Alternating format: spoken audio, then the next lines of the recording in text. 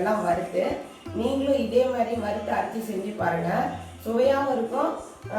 அதுக்கப்புறம் எப்பேற்பட்ட சளியாக இருந்தாலும் நெஞ்சு சளியாக இருந்தாலும் எல்லாமே அறுத்துட்டு வந்துடும். வாங்க பார்க்கலாம்.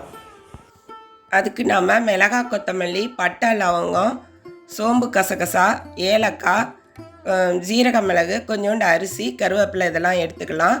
அதுக்கப்புறம் ஒரு வடை சட்டி எடுத்து 1 ஸ்பூன் எண்ணெய் விட்டு எண்ணெய் காஞ்சவொடனே எடுத்து வச்சுருக்க மசாலா பொருட்கள்லாம் மிதமான சூட்டில் வறுத்து எடுத்துக்கலாம். ரொம்ப வறுத்துட்டோம்னா கசப்பாக இருக்க மாதிரி இருக்கும்.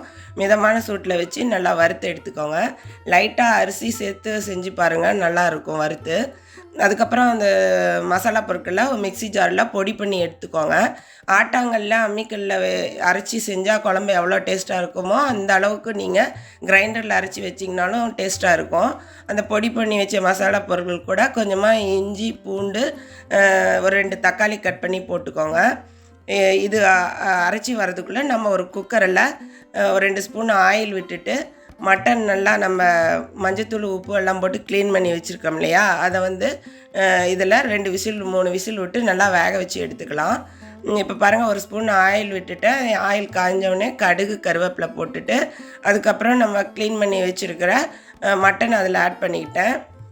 இப்படி நல்லா ஒரு 5 மினிட்ஸ் கழித்து கிண்டி விடுங்க. அப்போ தான் உங்களுக்கு மட்டன் பாத்திரத்தில் ஒட்டாமல் நல்லா வரும், இல்லைன்னா அடியில் பிடிச்சிக்கிட்ட மாதிரி இருக்கும்.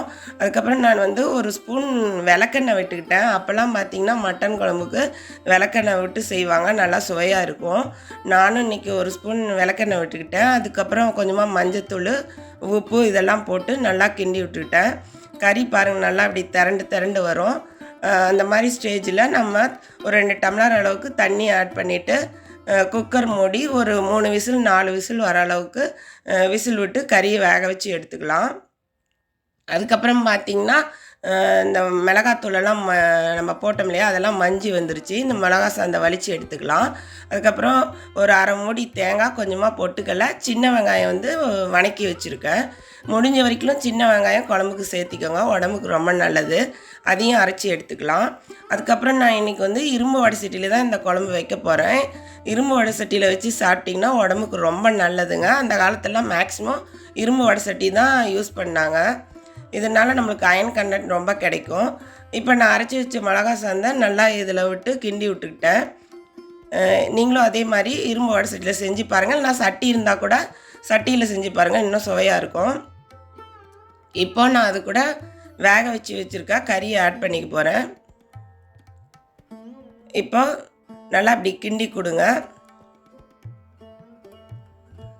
இப்படி நல்லா குழம்பு நல்லா கிண்டி விட்டு மீதம் இருக்கிற தண்ணி, கறி வேக வச்ச தண்ணியெல்லாம் ஆட் பண்ணிக்கோங்க. தேவையான அளவு உப்பு ஆட் பண்ணிக்கோங்க. இப்போ ஒரு 15 மினிட்ஸ் 20 மினிட்ஸ் கழித்து பார்த்தீங்கன்னா குழம்பு ஓரளவுக்கு வெந்து வந்திருக்கும், அந்த பச்சை வாசமெல்லாம் அடங்கி. அந்த மாதிரி ஸ்டேஜில் நீங்கள் அந்த பொட்டுக்கடலை, தேங்காய், சின்ன வெங்காயம்லாம் வணக்கி அரைச்ச விழுதையும் அது கூடவே ஆட் பண்ணி தேவையான அளவுக்கு தண்ணி ஆட் பண்ணிக்கோங்க. சிலருக்கு தண்ணி மாதிரி வேணும்னா தண்ணி மாதிரி வச்சுக்கலாம், இல்லைன்னா கெட்டியாக வேணாலும் குழம்பு கெட்டியாக வச்சுக்கலாம். இந்த மாதிரி வச்சுட்டு நல்லா மூடி போட்டு ஒரு 15 மினிட்ஸ் 20 மினிட்ஸ் கழித்து அந்த பச்சை வாடெல்லாம் ஃபுல்லாக அடங்கினோட்டி பார்த்திங்கன்னா சூப்பரான மட்டன் குழம்பு ரெடி ஆகிடும். முன்னெல்லாம் விறகடுப்பில் இதே மாதிரி தான் செய்வோம், ரொம்ப டேஸ்ட்டாக இருக்கும். இப்போ அந்த மாதிரி வாய்ப்பு கிடைக்கல டவுனில், அதனால் நம்ம கேஸ் அடுப்புலேயே அதே டேஸ்ட்டுக்கு நம்ம செஞ்சுக்கலாம். இப்போ பாருங்கள், குழம்பெல்லாம் கூட்டி வச்சாச்சு. இப்போ நான் மூடி போட்டுட்டேன். 15 மினிட்ஸ் கழித்து பார்த்தா நல்லா குழம்பு நல்லா மேலே ரெட்டிஸாக நல்லா அந்த பச்சை வாசனைலாம் அடங்கி கறி குழம்பு வாசம் வீடே மணக்குங்க. அந்த அளவுக்கு டேஸ்ட்டாக மணமாகவும் இருக்கும். ஃபைனல் டச்சாக கொஞ்சோண்டு பச்சை கருவேப்பிலையே அது மேலே நல்லா தூவி விட்டுருங்க. சூப்பரான மட்டன் குழம்பு ரெடிங்க. நீங்களும் இதே மாதிரி உங்கள் குடும்பத்தில் சேர்ந்து சமைச்சு சாப்பிட்டு பாருங்கள்.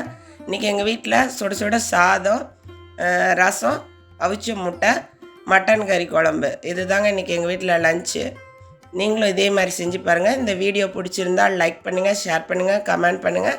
அண்ட் சப்ஸ்கிரைப் பண்ணாதவங்க சப்ஸ்கிரைப் பண்ணிவிடுங்க. பாய்.